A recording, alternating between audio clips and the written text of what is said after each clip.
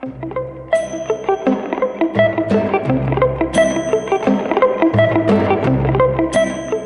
Dr. Greer.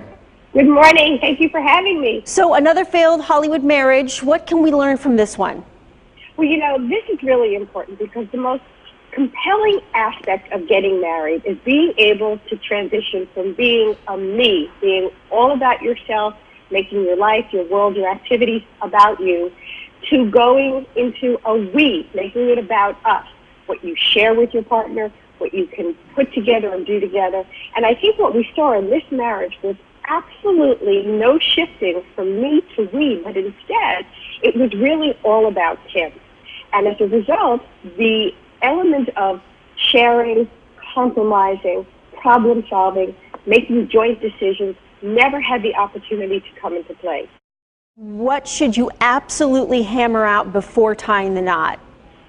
I think you really have to know that you have communication in place and that you're able to talk. The fact that he was saying he was completely blindsided by her filing for divorce speaks to the lack of communication between these two. How can one person be so unhappy that they're ready to get divorced and the other person is completely in the dark about it? Family therapist Dr. Jane Greer says the key to happiness is being self-reliant and responsible. The more we live up to our own expectations, the better we feel about ourselves. And of course, the better we feel about ourselves, the happier we are, and the happier we are in our relationships. If somebody is the controller, if they are always setting the controls and the temperature being what they want without considering their partner, that's a relationship that's out of balance, and that it is eventually going to have to resolve all the anger and resentment that's going to go along with it. Dr. Jane Greer has been a relationship therapist for 25 years and says the loss of interest between men and women oftentimes isn't the pill at all. There's something else going on in the relationship that is creating distance and perhaps the turnoff that might be taking place sexually. Make sure you turn things on, turn up your appearance, turn out the energy so that you're being affectionate, playful, kissing, and make sure you're doing everything that you can to bring the spark back so that the relationship isn't stale and it's not the same old all the time.